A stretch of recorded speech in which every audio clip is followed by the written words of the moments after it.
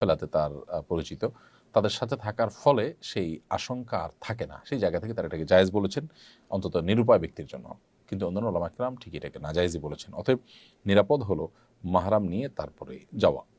এমনি সবুজ মাহমুদ আপনি লিখেছেন, আমার বাবা মা এবং আমার স্ত্রী কি একসাথে উমরা করতে আসতে পারবেন? আপনার বাবা যেহেতু আপনার স্ত্রীর মাহরাম শ্বশুর হিসাবে, অতএব আপনার বাবা মার সাথে আপনার স্ত্রী অবশ্যই উমরা করতে যেতে পারবেন, হজ করতে যেতে পারবেন, কোনো অসুবিধা নেই। মেয়েদের উমরা বা হজ কিংবা যে কোনো সফরে একজন মাহরাম থাকাটা গুরুত্বপূর্ণ। সেই মাহরামটা স্বামী থাকতে হবে, নট নেসেসারি। শ্বশুর যেহেতু মাহরাম, অতএব শ্বশুরের সাথেও তিনি যেতে পারবেন। মোহাম্মদ আশিক মণ্ডল লিখেছেন, পাক কাপড় এবং নাপাক কাপড় একসাথে ধৌত করলে কি পাক কাপড়ও 3 বার ধৌত করতে হবে?